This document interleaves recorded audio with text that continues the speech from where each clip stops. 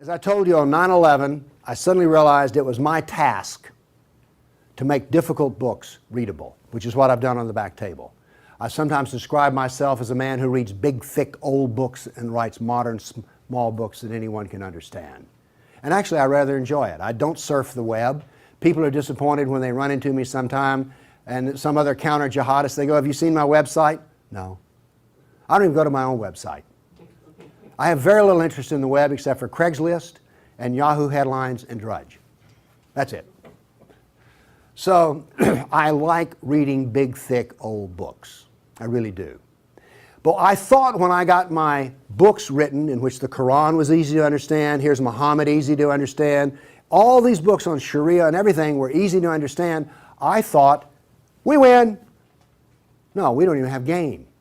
Because what I discovered was, other than a minority view, and trust me, you are so minor, everyone else's reaction to the knowledge, to the answer to question, what is the true nature of Islam, react in fear, hatred, and anger. When I try to explain to people something about Islam, they're terrified. So I thought people would run when I got my books published, and indeed they did run away from me. So I thought there was just one great question. What is the true nature of Islam? But I found there was a second question more important. Why are we afraid to know Islam? Now, remember I told you about stories? Here's the thing. My books are factual. They work here. But in dealing with human beings, if you're going to make a sale, any salesman will tell you this, the facts are secondary to the feelings. And where you get feelings is from stories, amongst other places. And I began to think about, why is everyone so afraid even though they don't know anything? Well, it turns out they do know little figments of stories about Islam that involve violence. And the knowledge that they were into the slave trade does not come as a shock, really. So, remember I told you that the house of Sufism was like a palace with a smell coming up from the basement? Everyone smelled that smell. They just don't want to talk about it. But it's somewhere deep in the back, almost primordial mind. So, the problem is we don't know the history of Islam.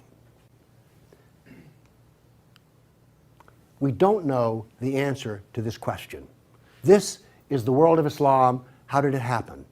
You can ask very intelligent people, and they will not be able to give you the answer to this question. How did North Africa go from being European and Christian to becoming Arab and Muslim? How did that happen? And is that an important question?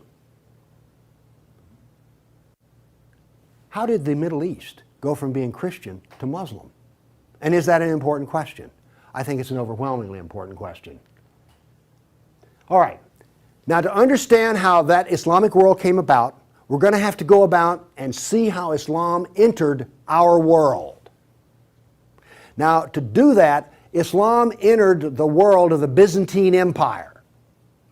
We know that in the Sejarah, Muhammad's life, his last days were spent killing Christians and subjugating them. After he died, that process continued. So, let's describe the world that Islam invaded. Now, we're told that the Roman Empire collapsed when the German barbarians invaded Rome. You all heard that story? Well, that's false. That is not true. It is wrong. What happened was, after the German barbarian tribes invaded Rome, they set up their own version of the Roman Empire. They retained classical culture. They spoke Roman. They hired Roman philosophers and Roman attorneys to teach their children and to run their schools. They came into the Roman Empire not to destroy the empire, but just to get the goods for themselves. The eastern part of the empire, so-called Byzantine Empire, is over here. Now, this is after the German invasion. The important point is this: there was still a classical empire. It's not collapsed. Then, after the fall of Rome, the Byzantines gradually exerted their political influence till now this was the new form of the Roman Empire. This is the Byzantine Empire, and it is about to be invaded. This is the classical world that Islam invaded. Notice that the classical world is still up and running. It's critical to remember that. It was now weak, but it was still up and running. We're going to see what caused its collapse. Here we see in 25 years, 3 stages of development of the spread of Islam. This is 25 years' work. How is it that the Arabs were able to do to the Byzantine Empire what the Persians could not do in Iran? Here's the answer to that question. It has to do with Iran, actually. The Greeks and the Persians had been having wars since forever. All right? The 300 at Thermopylae, that was about the Persians. All right? Alexander the Great, he defeated the Persians. The Persians kept hammering on the Romans and then the Byzantines, and 25 years before Islam invaded, there was one massive last series of battles that left Persia weak and the Byzantine Empire very weak. Then comes along the Black Plague. 1 person in 3 dies. So the Byzantine Empire, when Islam invaded, had been weakened by a long war with Persia and the loss of 1/3 of its population. The economy had collapsed by 2/3. You think the Obama economy is bad? Try 2/3. So we had an empire that was weak, invaded by people with a mission. Now what's important here is these 3 different shades of green represent the different caliphs. This empire is beginning to build here came from people who could be described as the apostles of Muhammad. Why is it important to know that? They knew Muhammad. They held his hand. One of them, Ali, married his daughter. Abu Bakr was his father-in-law. These people are not just brothers in the religious sense, they're brothers in the family sense. They knew Muhammad like I know my wife. And what did they do? Did they go out preaching the Quran? No, they didn't. They picked up their swords, got on their camels and horses, and went out whacking Christians and Persians. That is, this is the true nature of Islam. Here you see it. This is the fruit on the tree. Massive destruction. Now notice something else that's happened here. Egypt is the breadbasket of the Mediterranean. Syria, the heart of the intellectual world of the classical empire. In 25 years, the classical civilization lost its ability to feed itself and lost its biggest brain trust. This destroys classical Christianity. Christianity that we have today is a bloody stump of the original Christianity. Why? This destroyed the heart of it, transformed it. The first stage of the annihilation of classical empire, gone. The heart of it's gone. Okay. A century later, notice over here in Spain, 750 AD, Spain is already Muslim. This is rapid fire conquest. This is going to become very important because this happened as it were in the life of a nation overnight. This brutal assault is the key as to why we fear Islam. Now then, you're next going to see history that you've not heard before. I'm not a historian, but I am a scientist. And I can reason from data. I knew, once I read the story of Muhammad, that I had been fed a pack of lies about what caused the Dark Ages. Roman barbarians didn't cause the Dark Ages. First off, why would these barbarians were Germans? These are the same people who made Germany. You're telling me they were too stupid to learn how to do Roman law and stuff? Of course not. They were very intelligent people.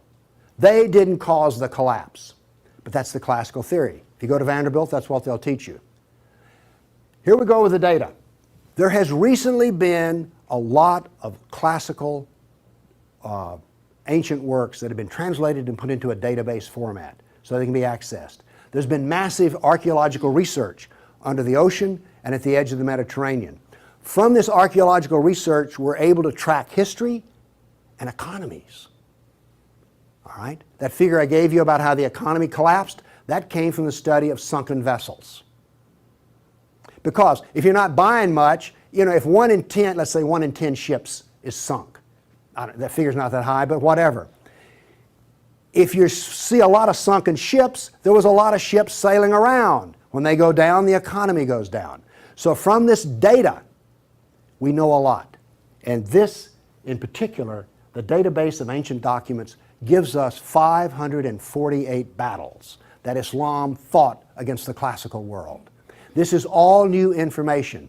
I've talked with people who consider themselves history buffs, and they go, well, let's see, battles of Islam against Europe. Let's see, we've got the invasion, we got Tours, we got the invasion of at Gibraltar, we've got Lepanto, Gates of Vienna, collapse of...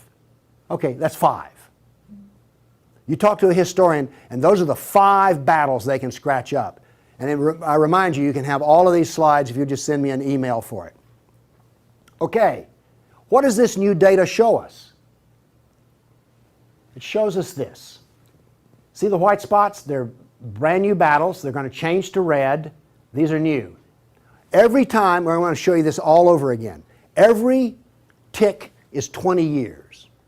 The new battles for that 20-year period come up in white, then they fade to red to show you the history. So white's what's happening right now, red has happened. Let's see how these 548 battles act out over. We're going to watch, in 70 seconds, we're going to watch 1,200 years of conquest. Look how fast this is happening. Bam! Here comes... You didn't know France was hammered that hard, did you? You heard of Tours. Watch what's happening in Spain and the islands. Now, many of these raids or battles, if they're at the coastline, are slave raids. The slaving that took place in here was extensive and went on and on. All of this work is also happening now then. We're now into the golden age of Baghdad. This is the punishment that's being handed out to Christians everywhere.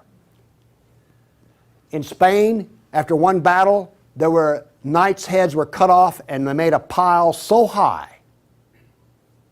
that a man on horseback couldn't see over them.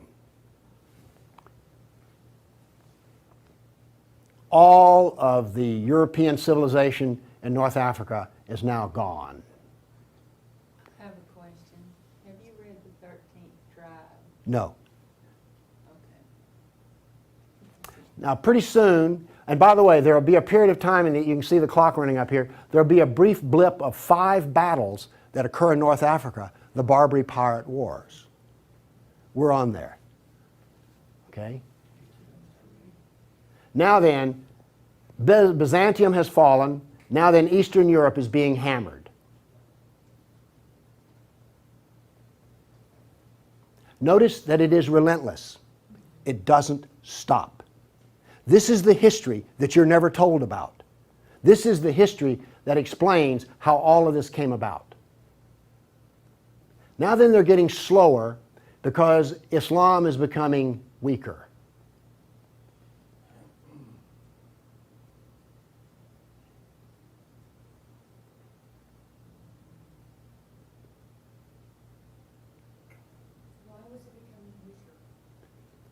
Corruption.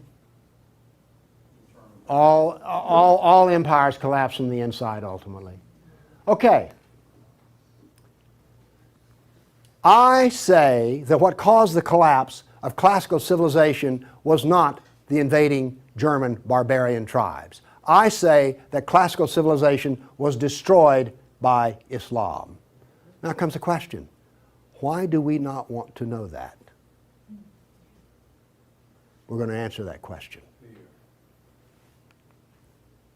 All right, now I want to give you the headlines. With all those little dots, basically what I've showed you is just quantity. Okay? Relentless, but quantity. Now I'm going to give, we gave you 1,200 years of battles in like 70 seconds. Now we're going to go through in about 4 minutes. I'm going to give you the headlines from each century so you will know the emotional tone of what is happening. All right, 7th century. Muhammad sent Khalid out, the sword of Allah, to the Jazima tribe to offer Islam. They refused. He annihilated every one of them. At the Battle of Oasis in Iraq, for 2 days he spent out rounding up the losers, put them in a dry stream bed and cut off heads until the stream ran with blood. He then took the captain of the Zoroastrian Persian tribe. His wife was there. He cut off the man's head, let the blood drain into the soil, and raped his wife in the bloody soil. That was one of the companions of Muhammad. This is the nature of jihad. Where did Khalid learn how to do that? From Muhammad. From Muhammad at the Battle of Khaybar. Umar conquered Jerusalem, and every Jew and every Christian became a dhimmi, which is a third-class semi-slave. You're now going to see, for the next few centuries, you're going to see Golden Age. We're told this myth of the Golden Age, how wonderful Islam is. So here's what's happening during the Golden Age. They started attacking Sind, which is the Hindus. 26,000 Hindus died. Armenian nobles were herded into a church after a debate, and the building burned down on top of them. At Ephesus, 7,000 Greeks are enslaved. We're still having the Golden Age. All new churches were ordered destroyed. At Amorium, there was massive enslavement of all the Christians. The Egyptian Christians revolt over the jizya, which is the dhimmi tax under the Sharia. Churches are burned, vineyards destroyed. 10th century was still in the Golden Age. In Thessalonica, 22,000 Christians enslaved. Christians massacred in Seville. In Egypt and Syria, 30,000 churches destroyed. You have your religion, I have mine. Still in the Golden Age, 6,000 Jews in Morocco killed, hundreds of Jews in Cordoba killed, 4,000 Jews in Granada killed, Georgia and Armenia invaded. In Hindustan, 15,000 killed, 500,000 enslaved. Golden Age, still upon us. In Yemen, the Jews are given the choice of convert or die. The Christians of Granada are deported to Morocco. And in India, cities are destroyed under the order convert or die. In one town, 20,000 Hindus became slaves. Still the Golden Age. 50,000 Hindu slaves decided to get freedom by converting to Islam. A new 20-year campaign created 400,000 new Muslims out of Hindus. Buddhist monks butchered, nuns raped. In Damascus and Safed, mass murder of Christians. Jews in Marrakesh massacred. Tabriz, forced conversion of Jews. Still, we're in the Golden Age. There are riots in Cairo, churches are burned, Jews of Tabriz are forced to convert. Tamerlane, one of the most evil men who ever lived, massacred 90,000 Hindus in one day. 30,000 in another battle, massacred in cold blood. Another Muslim leader takes 180,000 Hindu slaves. Oops, we're out of the Golden Age. See if you notice any change in tenor. Tamerlane destroys 700 villages in India. Now then comes He then turned to Iraq and annihilated the Nestorian and Jacobite Christians. The Nestorian Christians, half of the Silk Route in China was Nestorian Christian. The Nestorian Christians had emissaries and missionaries in the court of China. Afghanistan was partly Christian. All right? Gone. This is part of the destruction of the church that no one knows about. 700 years of attack, they finally destroy Constantinople. 16th century, the son of Tamerlane destroys temples, forced conversions. 2 of his generals built 2 towers of human heads. Once again, you couldn't see over them. And then noble women, Hindu women, started the practice of sati, which was mass suicide in order not to be sex slaves inside of the Sultan's harem. 17th century, Jews of Yemen and Persia forced to convert, forced conversions of Greeks. The Zoroastrians are persecuted in Persia, and over 500,000 killed Hindus. 18th century, more Zoroastrian persecution, Jews of Jeddah expelled, Jews of Morocco massacred, Hindu persecution continues. 19th century, more forced conversion of Jews, Jews of Baghdad massacred. Oops, 250,000 Armenian Christians slaughtered in Turkey. Now then in Persia, the Zoroastrians are completely annihilated. 20th century, over 1 million Armenian Christians killed. 1 million. So you now not only know the number of battles, you now see the tenor of what's going on. You now know quality and quantity. Do you get the drift on how bad this was? Now then, the establishment doctrine is that we've already told you classical collapse had nothing to do with Islam, and indeed Islam was a source of good because the hillbilly Europeans lost their classical learning and the shrewd, smart Arab Muslims preserved all the knowledge in the Golden Age. This is what is taught in our schools.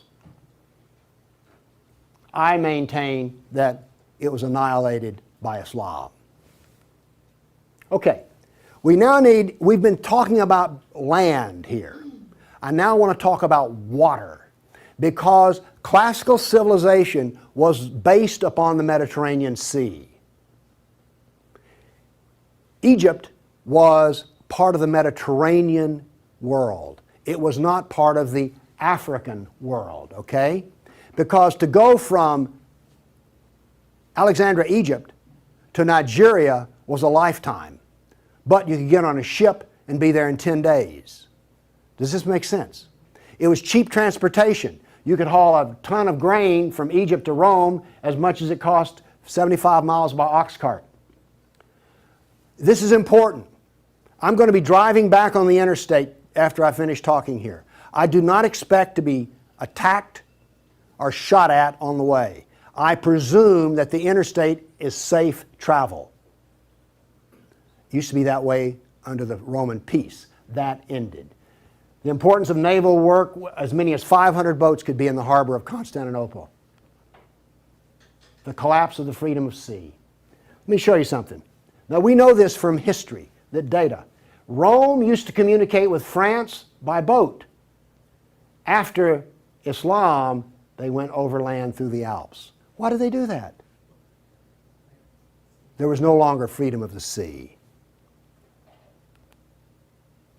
Here's interesting. The Black Plague was a known problem in the Mediterranean. It used to take 4 months to get from here to Constantinople because there was sea trade back and forth. Well, that was eliminated. So now then, when there was an outbreak of the Black Plague, it went from harbor to harbor, all around here, and it took 4 years to get to here. Do you see the point I'm making? There was that little freedom of trade. As a merchant striking out to do business, you could wind up with your ship gone, your goods gone, and you're in chains, enslaved. By the way, this cuts down a lot on commerce. A brag. The Christians couldn't float a plank on the inland sea. What did this do? It isolated Europe and impoverished Europe. So, you know the business of the Barbary pirates? You know the business of the Somali pirates? Same. It is Sunnah. It is Sunnah, the way of Muhammad. There's a famous hadith which is repeated endlessly in which Muhammad awakes in a dream and he sees his jihadists sailing the inland sea. Islam always practices, where possible, economic warfare. Muhammad attacked caravans. What was attacked in New York? Ooh, Trade Center. This, economic warfare. I am an admirer of Islamic civilizational war methods. They're superior to everyone else's thinking in war. They use everything for war. Everything, including the womb. This was an economic jihad. There were three, you've heard of the Dark Ages? Well, there were 3 Dark Ages. One in Europe, one in Turkey, one in North Africa. You weren't told that, were you? Wonder why. Here we see some ruins. What's the importance of these ruins? Well, they're up and standing. What happened to all the ruins in Rome? Well, the people who were still living there used them as quarries.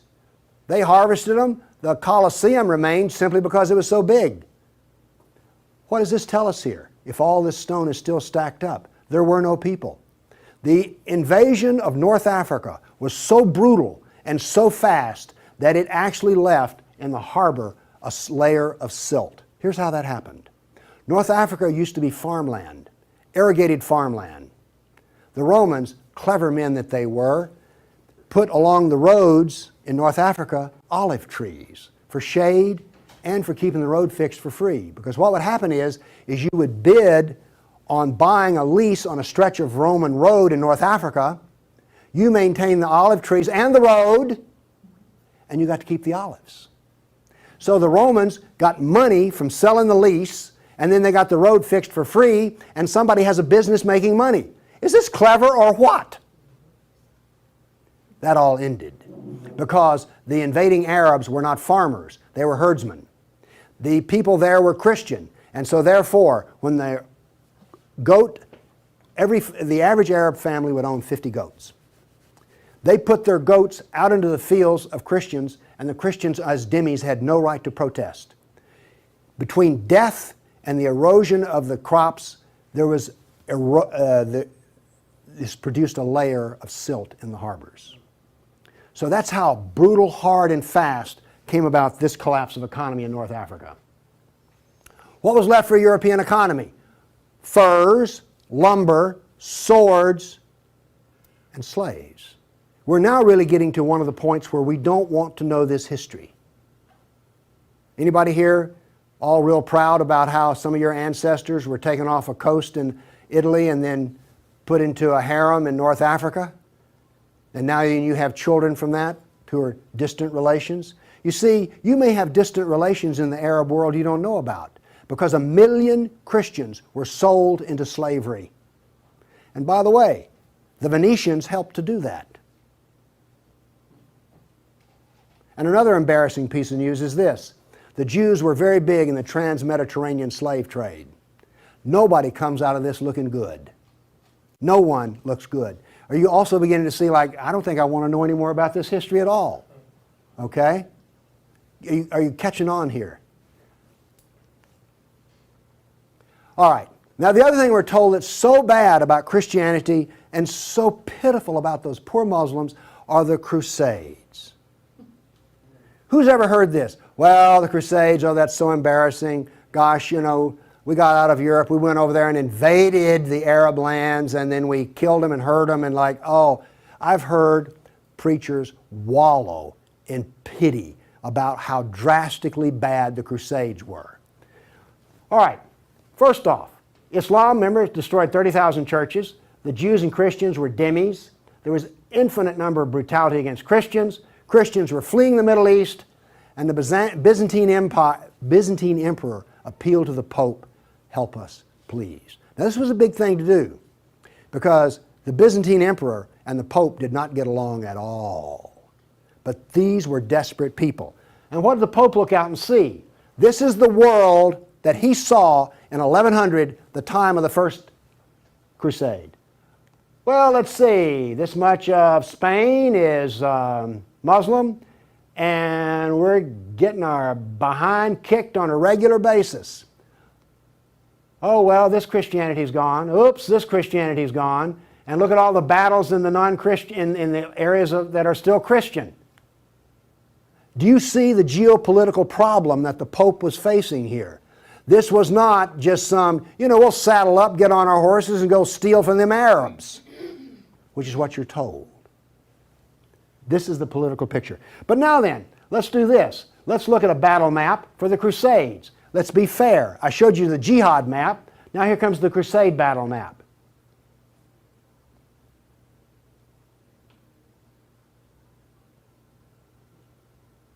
We're almost done. That's it.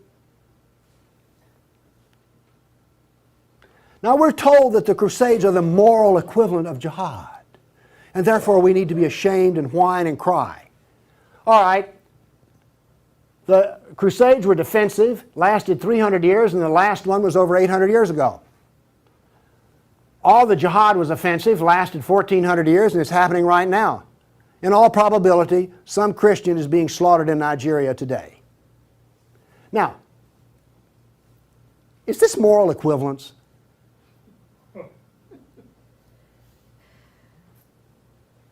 Why won't they teach this in a church school? So the ministers will stop, oh, the Crusades were just so terrible. No, the Crusades were one of the few times the church put steel in its spine. And then we apologize for it. Now then, let's go to the great benefits of Islam. We're told about two different golden ages. We're told about Andalus, the wonderful empire in Spain, in which there was multicultural peace, and Jew and Christian and Muslim all lived together in a golden age in Europe. You ever heard that? Well, here we go. This is the battle map of the golden age in Andalus. Now, while all this is going on, orders for slaves are being filled. The first slave order out of Spain was the Caliph ordered up 3,000 blonde virgins. They were shipped out of Spain. Battles are going on in which Christian knights die. But notice something here. The Christians won't quit fighting. This is going to take 700 years, and there's going to be nearly 150 battles fought. Where was this caliph located? There was more than one caliph at the time. This was a caliph in North Africa. Okay. Now then, looking at this, do you understand why when Isabel and Ferdinand were finally in full power, they told every Muslim in Spain to get out of here? They drove everyone out. Okay, my question for you is this.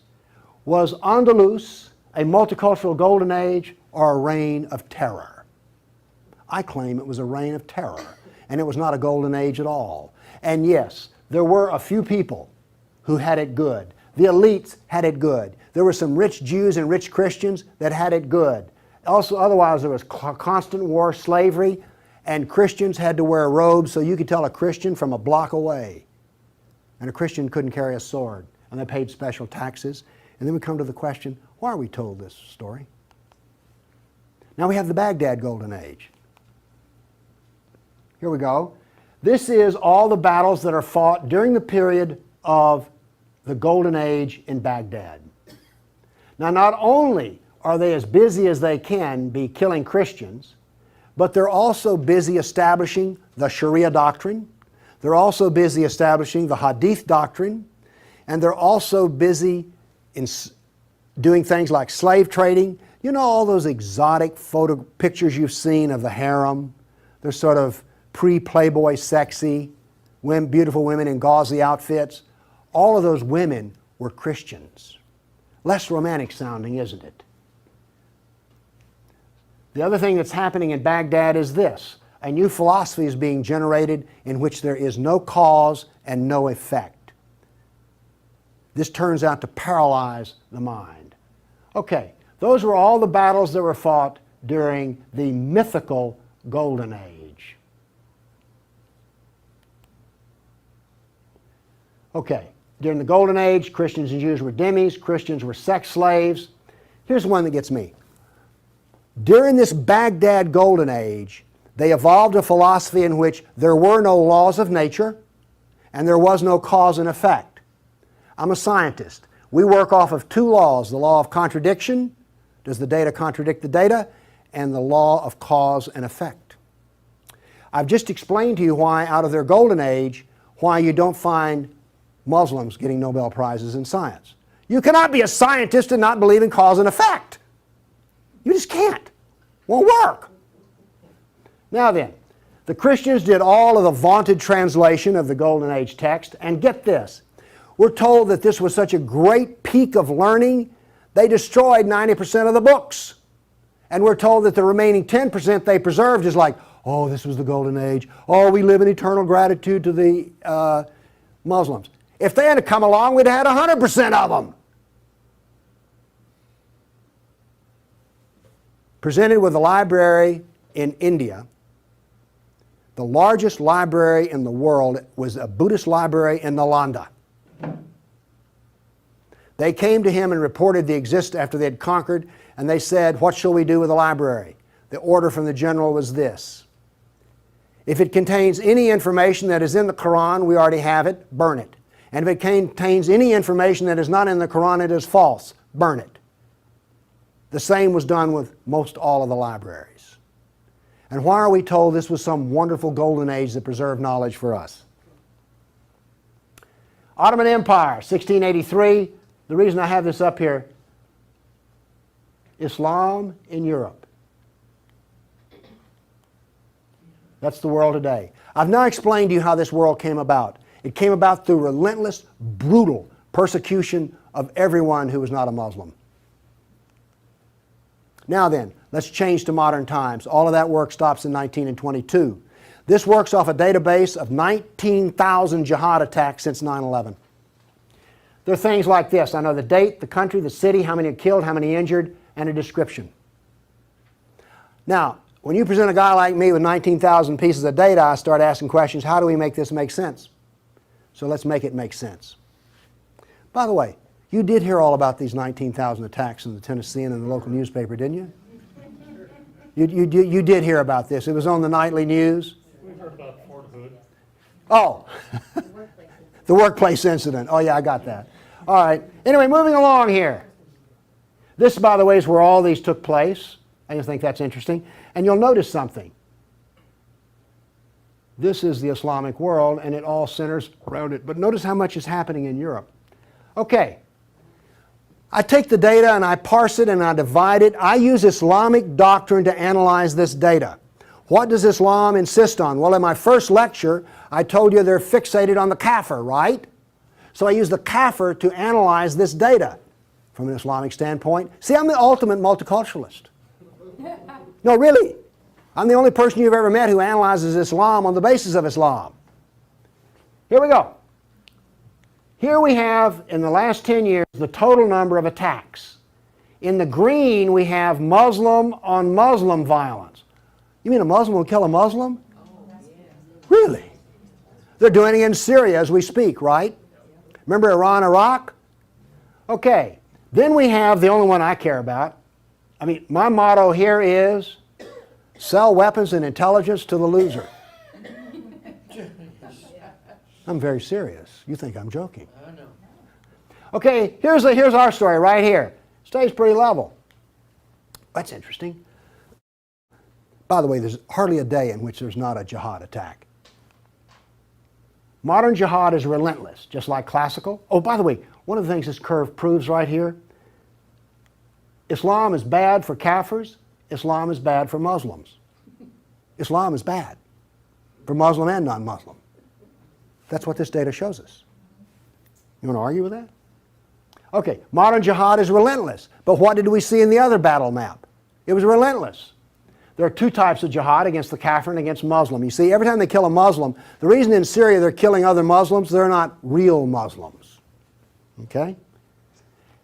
Now then, we've introduced, however, a new phenomena. The mom and pop non-state jihadi shop. Okay? All of those battles up to 1922 were out of the caliph. Okay? We now have non-state jihad. That is all that is different. Okay, jihad attacks per year. I just chose the top 4 nations. But this doesn't really give us what we want because Israel's teeny weeny and India's great big, so let's do this on per capita. Now then, Israel, I bet you were surprised about Thailand. You didn't know that Thailand was getting whacked on a regular basis, did you? And look, here's a Christian nation, the Philippines, ranks number 3. And then India was Hindu. Oops, wait a minute. Do you know what I just told you? Jihad is against the Jew, the Buddhist, the Christian, and the Hindu. This is the data. Now you go to these dialogues, these multicultural smoozes they have, where the preacher and the rabbi and the imam show up. The preacher and the rabbi show up to tie, the Muslim shows up to win. And then what does the Muslim tell them? Oh, the Christians and the Jews, they're people of the book. Oh, we're brothers in the religion of Abraham with the Christian and the Jew. You know, we're practically the same. We're brothers in Abraham. How's that stuff work out? Well, here's one of your people of the book. Here's another people of the book. Turns out they'll kill a Jew, a Buddhist, a Christian, or a Hindu just as fast as they will another. So much for being brothers in the religion of Abraham. The data does not support the theory. Therefore, the theory is wrong. There is no brotherhood of Abraham except in the minds of people who occupy pulpits. The jihad is against the Jew, the Buddhist, the Christian, the Hindu, and the secularists, by the way. The secularists are the worst of all. Well, maybe worse than the Hindu. It gets hard to know, you know, I mean, really. It's against all kafirs. That's who the jihad is against. The religion of peace. Here we go. 548 battles, 19,000 jihad attacks. In 12 decades, in 1,400 years that are jihad-free. Therefore, Islam is 91% violence and 9% peace. So George Bush was 9% right when he declared religion of peace. Constant violence is why? There's a doctrine. The doctrine of jihad is found in the Sejarah, the Quran, and the Hadith. We've already been over this. They don't like kafirs. We have a whole doctrine of jihad within the text. Islam was only successful through jihad. Therefore, we have a doctrine which produces jihad, and it produces this effect of the collapse of civilizations. Here you go. Tears of jihad. 270 million dead over 1,400 years. Read them and weep. Read them and weep. The doctrine drives history. History shows the true nature of political Islam. Political Islam is the enemy of all Kafir nations. There's an intellectual history. In 1,400 years, I've read a lot of old documents. They never talk about the Muslim. They talk about the Arab, the Turk, the Moor, Al-Qaeda, Asian. And it's always been by specialists. And today, all the established specialists are apologists for Islam. Why was the Quran code not cracked in recently? How come we don't teach Muhammad? And why is the Golden Age propaganda taught? Why do we remain ignorant and keep suffering? I maintain there's a reason for this.